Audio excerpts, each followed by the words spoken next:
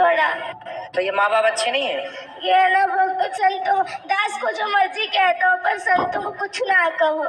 वाह, चुप गुरुजी पड़ने के घर लिए। में मांस मदिरा खाते, तकलीफ तो आपकी माँ भी मांस खाती है? तो सब खाते घर में सारे, पूरा पूरा पूरा घर बदबू बदबू से हो जाता है। पूरे घर में बदबू लाते हैं? कहीं कहीं उसका सिर पकाते, कभी उसके हाथ पकाते, बहुत कष्ट होता है दास को। देखो बच्चा रो रहा है और तो मुर्गी खा रही हो मैया। प्लीज गुरुजी रख लीजिए ना दास। रख लेंगे अभी रख लीजिए ना। ठीक है, अभी रख लेते हैं। ठीक है ठीक है, अभी रख लेते हैं। तो मैया का मांस क्यों खाती हो इतना ज्यादा के बच्चे देखे? देखिए बच्चों के देखो इतने, आप लोग ना जो हत्या करते हैं, बच्चे कोमल होते हैं, बच्चे किसी का दर्द समझते हैं। आप लोग बताइए, बड़े होके किसी का दर्द नहीं समझ रहे हैं। माइक दीजिए पीछे। किसी का दर्द नहीं समझ रहे हैं, माइक दीजिए पीछे। मांस खाने वाली मैया से बात कराओ। मैया खड़ी हो जाओ। हाँ जी। क्यों इतना मांस खाती हो कि बच्चे देखिए कितना उनको मन में कितना बैठा हुआ है। अब गुरुजी क्या करें, घर में जो खाते हैं सभी खाते हैं। अरे तो सास ससुर भी खाते हैं। अभी जो है घर में स्थिति है वही चलेगी। तो सब मूर्ख हैं तो तुम भी मूर्ख रहोगे। गुरुजी ये कहते हैं कि है ना नरक भोगना तो भोग लूंगी, पर मैं मांस खा के रहूंगी। पर ये है कि है ना, ये कहते हैं कि है ना तू जो मर्जी कर लेंगे, जो मर्जी मुझे कहते मैं खाऊंगी, तू क्या कर लेगा, तेरे जिस मर्जी के पास ले जा, पर मैं तुझे कहीं मैं छोड़ूंगी नहीं कभी।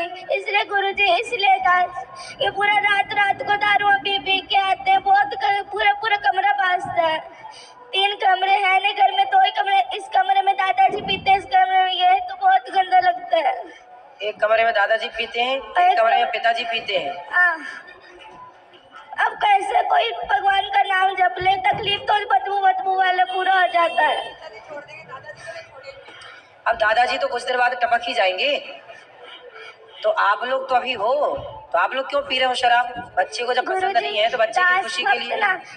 दास भक्त नामा वाले सुनता है तो भक्तों को गालियां देते हैं, क्या लगा लिया ये, बहुत गंदी गंदी गालियां देते, दास से बर्दाश्त नहीं होता। हम अपना आप लोग यदि ठीक हो जाओ तो दादा दादी की तो छोड़ दो, हम अपना अपमान सह लेंगे, पर बच्चे देखिए माँ बाप बच्चों की खुशी के लिए क्या नहीं करते। और आपका बच्चा कितना अच्छा है कि आप लोगों को शराब मांस से दूर रखने की कोशिश कर रहा है। देखिए बच्चा अपने माँ बाप से स्ट्रगल कर लड़ रहा है कि छोड़ दो हर बुरी चीज को, और आप लोग अपने, आपके घर में कोई संत का जन्म हुआ, वो संत भाव में है, और आप लोग समझ नहीं रहे, पता नहीं कौन से राक्षस हैं आप लोग। गुरुजी वो जो इन्होंने, मैंने सुना हमेशा कहते पिताजी छोड़ दो ये पाप है, तो कहते तू मुझे आदेश देने वाला कौन है, मैं तुझे आदेश दूंगा, तू थोड़ी दे सकता है मुझे आदेश। मतलब बाप हो तो बेटा सही भी बताएगा तो आप उसे गलत सिद्ध कर दोगे। अरे भाई बाप हो पर हो तो गलत ना, बाप हो पर बाप होकर भी तुम्हारी जितनी बुद्धि उसके पास है उतनी तुम्हारे बाप के पास नहीं है बुद्धि। तुम्हारा बाप भी अनपढ़ मूर्ख एक नंबर का जो शराब पीता है। गुरुजी सारे घर में बड़े पिताजी नीचे से लट्टू होकर के गिर के नालियों में पड़ के आते हैं, बहुत गंदा लगता था इसको। सही है, रातों रात लड़ाई। तुम्हारे वंश में कोई बहुत बड़ा पुण्य था किसी का कि ऐसा भक्त का जन्म हो गया, वरना तुम सबको यही बचाएगा नर्क जाने से, वरना तुम सीधे नर्क की टिकट। गुरुजी घर में बहुत गंदी गंदी गालियां निकालते हैं ये सारे, लड़ाई अपने भाइयों से लड़ाई करी हुई है, सबसे लड़ाई करते हैं ये, और बहुत गंदी गंदी गालियां निकालते हैं ये।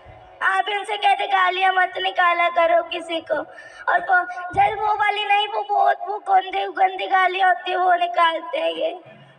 क्यों गंदी गालियां बोलते हो? बच्चे सुनते हैं, अच्छा प्रभाव पड़ेगा?